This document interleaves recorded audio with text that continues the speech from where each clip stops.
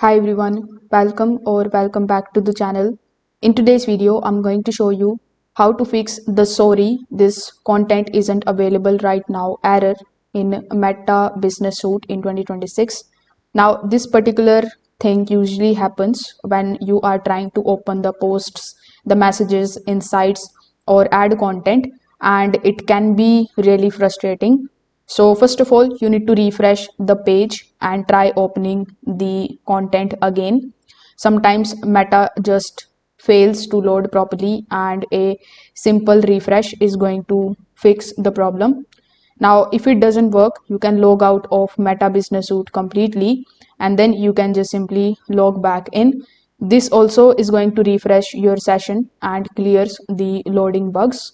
Now, when you open your Meta Business Suite, you can just simply open it in a new web browser. So as you can see, currently I'm using it in my Chrome web browser, but if the issue is still persisting whenever you are launching it in Chrome web browser, you can just simply try opening it in another web browser like Edge Safari. So this error often happens because of the browser cache problems.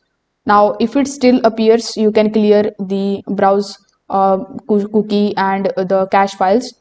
So in the settings, you will find the cache files and the cookies. So you can just simply clear them out. The old store data can also block the content from loading. Now, one important thing that you need to check is you need to make sure that you still have access permission to the page or the ad account. If you were removed or access is changed, Meta will show this error instead of the content. So if this video helped you out, make sure that you like this video and subscribe to the channel. Thanks for watching.